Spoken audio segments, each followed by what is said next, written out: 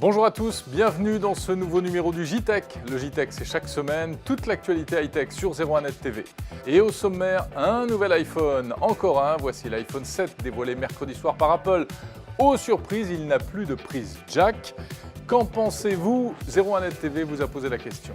Comme un bonheur ne vient jamais seul, cette semaine également, nouvelle PlayStation dévoilée par Sony. Voici la PlayStation 4 Pro. On vous dit tout en détail. Enfin, cette semaine s'est achevé le salon IFA de Berlin. Nous y étions et il était question cette année encore, bien entendu, d'objets connectés et même de cuisine connectée. Le JTech, vous le savez, c'est le meilleur des vidéos de la semaine sur 01net TV.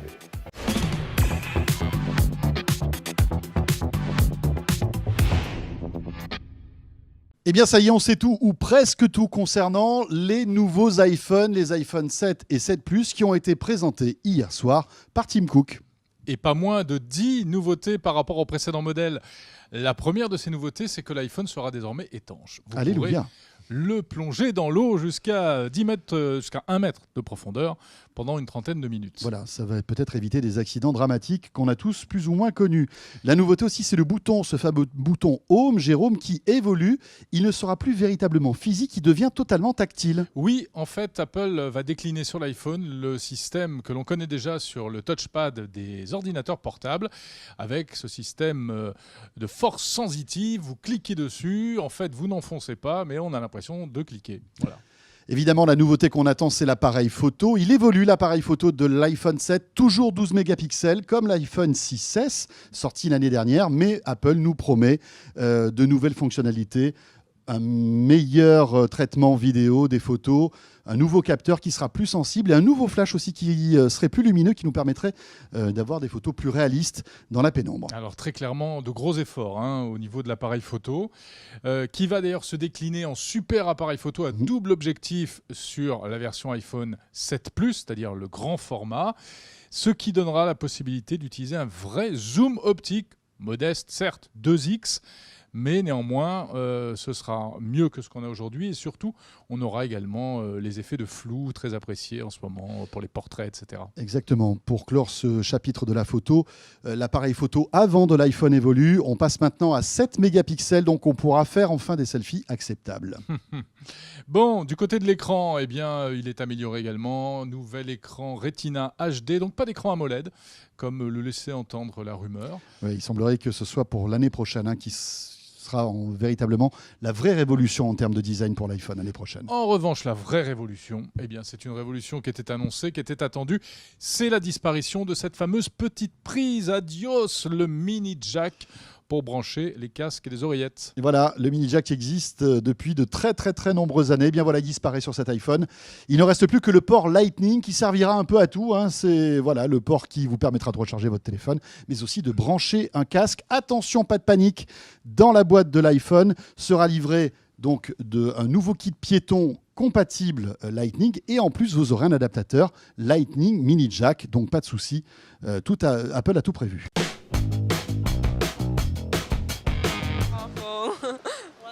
Because all of my old supplies I cannot access them, so I have to buy new ones. That's not good. Je pense que c'est un moyen pour eux d'attirer, de s'assurer que les produits externes vont vendre un peu mieux. It's great because you don't need more cables and more stuff to go outside. It's better for us. Moi, je préfère la connexion classique parce que j'ai des casques classiques, donc il faut tout rechanger. Et surtout, là, je viens sur chez Apple parce que j'ai un problème avec mon casque Bluetooth. Je n'en suis pas servi pendant 3 semaines et il ne démarre plus. Donc là, c'est le problème quand il y a des interférences comme ça. Le plus simple, c'est le fil. J'en pense que du bien, mais de toute façon, à partir du moment où je peux écouter avec un casque, que ce soit avec telle prise ou telle prise, moi, franchement, ça ne me change rien. Comme d'habitude, chez Apple, ça marche comme ça. C'est-à-dire à chaque fois qu'ils sortent un nouveau produit, ils changent tout. Comme ça, on est obligé de tout se racheter. Bon, moi, je ne vais pas me l'acheter parce que je recycle toujours les iPhones de la famille.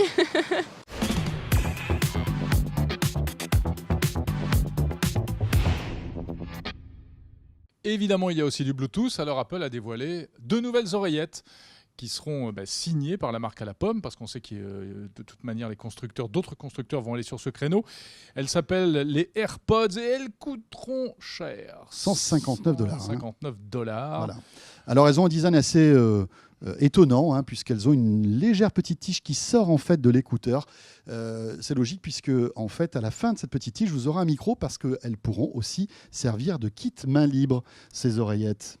Bon, plus de puissance évidemment, avec un nouveau processeur qui s'appelle l'A10 Fusion, un nouveau processeur graphique également, qui est annoncé comme plus puissant mais moins gourmand en énergie.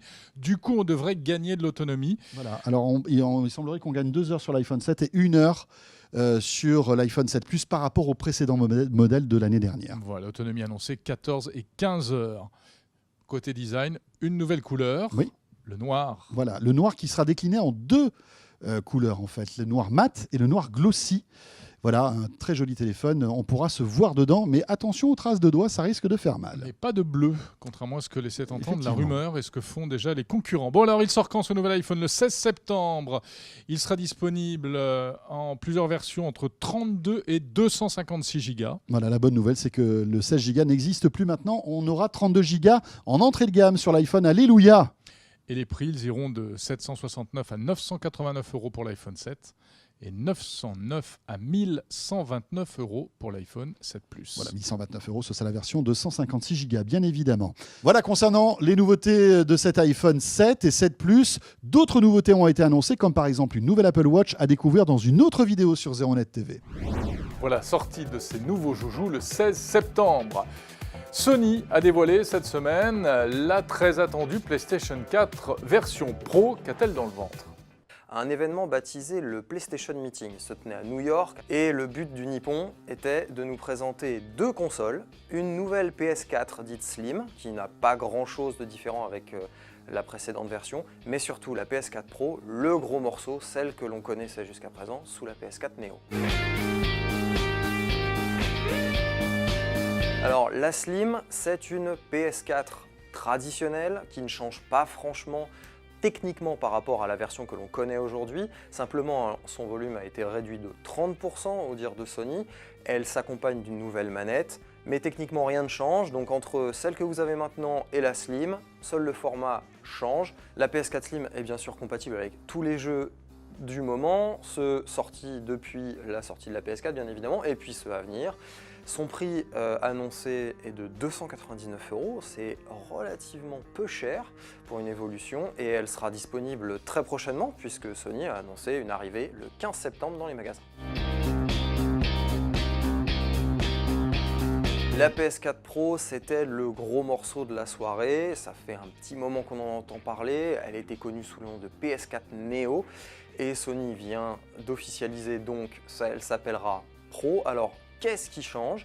Eh bien, esthétiquement, a priori, pas grand-chose. À première vue, on dirait étrangement la première, la PlayStation qu'on connaît aujourd'hui. Simplement à l'intérieur, on a revu les choses à la hausse du côté du japonais. Les composants ont été surboostés, c'est-à-dire que on garde la même base technique, c'est une puce AMD 8 cœurs, mais les fréquences de fonctionnement sont augmentées. Par contre, partie graphique, là, il semblerait que Sony ait travaillé avec AMD toujours pour optimiser et augmenter les performances graphiques de la PS4 Pro par rapport à la PS4 première génération. Et là, on parlerait de performance graphique doublée. Alors, qui dit performance graphique doublée dit de la 4K accessible et Sony a bien insisté là-dessus. On va pouvoir jouer en 4K et avoir des jeux upscalés en 4K, c'est-à-dire que les anciens jeux, en tout cas certains anciens jeux, pourront être patchés par leurs éditeurs afin de pouvoir s'afficher en grand, en large, en ultra haute définition sur les télévisions compatibles bien évidemment.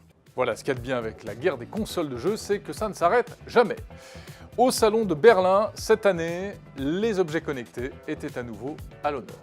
Voici une innovation dont on parle depuis déjà quelques années mais qui tarde à arriver dans les foyers et qui est à nouveau présentée ici à l'IFA 2016 sur le stand de LG. C'est le réfrigérateur à écran intégré. Alors à l'intérieur, eh bien, il y a un véritable écran tactile, un véritable PC en fait. Alors à quoi ça peut servir cet écran? Eh bien, par exemple, grâce à l'application qui est fournie, à connaître la limite de consommation, la date de péremption de mes produits. Par exemple, j'ai une bouteille de lait dans le réfrigérateur, et bien voilà, je sais qu'il me reste 3 jours pour la consommer. Hop, c'est terminé. Je peux paramétrer un certain nombre de choses.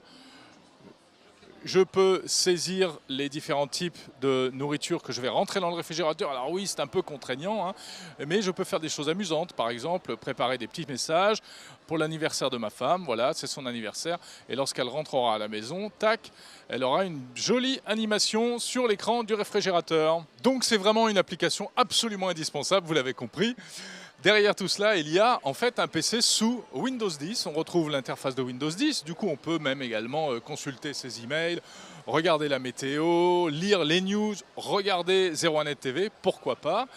Et ce qui est intéressant, c'est qu'en réalité, le modèle qui est présenté ici est encore un prototype. On ne sait pas du tout combien il va coûter ni quand il sortira. Mais LG travaille également sur une autre version qui fonctionnera sous WebOS. WebOS, vous savez, c'est la plateforme logicielle qui a été rachetée par le constructeur LG.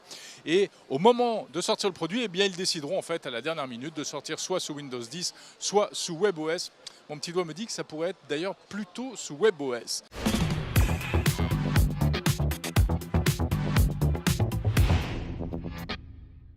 Et c'est ici à Berlin, à l'occasion de cette IFA 2016, que WeThings présente son nouveau bébé, son nouveau joujou. La voici, c'est la Steel HR. Vous connaissiez l'activité, vous connaissiez la Steel, et bien voici maintenant la Steel qui va mesurer votre fréquence cardiaque et qui apporte quelque chose qui n'est pas anodin, un petit écran LCD sur cette montre connectée qui est plutôt jolie, voilà, comme toutes les activités de WeThings. Et ce petit écran change tout, en fait, pour tout vous dire. Parce que vous allez pouvoir avoir vos notifications de SMS. Alors, vous ne pourrez pas lire le SMS, mais vous saurez que quelqu'un vous envoie un SMS. Vous aurez la notification aussi des appels. Voilà, par exemple, votre maman appelle, ça s'affichera. On ne peut pas décrocher avec la montre, mais vous savez que quelqu'un vous appelle. À ce moment-là, vous décrochez votre téléphone. La grosse nouveauté, donc, c'est le capteur cardiaque qui arrive sur cette Steel HR. Et là aussi, ça change tout parce que lorsque vous allez faire du sport, vous saurez exactement quelle est votre fréquence cardiaque. Alors, deux manières de mesurer la fréquence cardiaque sur cette montre. De manière, on va dire, irrégulière, de temps en temps, pour économiser la batterie, en fait. Et puis aussi au coucher ou au lever, parce que vous allez pouvoir dormir avec cette montre. Et puis d'une manière plus continue, qui se fera automatiquement lorsque vous allez courir, par exemple. La montre va le détecter grâce au capteur qu'il y a à l'intérieur et vous connaîtrez votre fréquence cardiaque en temps réel. Ou bien pour connaître votre fréquence cardiaque, à l'instant T, vous appuyez quelques secondes sur le petit bouton. Voilà, cette montre sort en octobre à deux prix, parce qu'il y a deux tailles, la 36 mm à 189 € et la 40 mm à 199 €. Ça sent le succès, cette nouvelle WeThings Steel HR. Voilà, c'est la fin de ce JTech. N'hésitez pas à liker, à partager cette vidéo. Et bien sûr, on se retrouve sur les réseaux sociaux. À samedi prochain.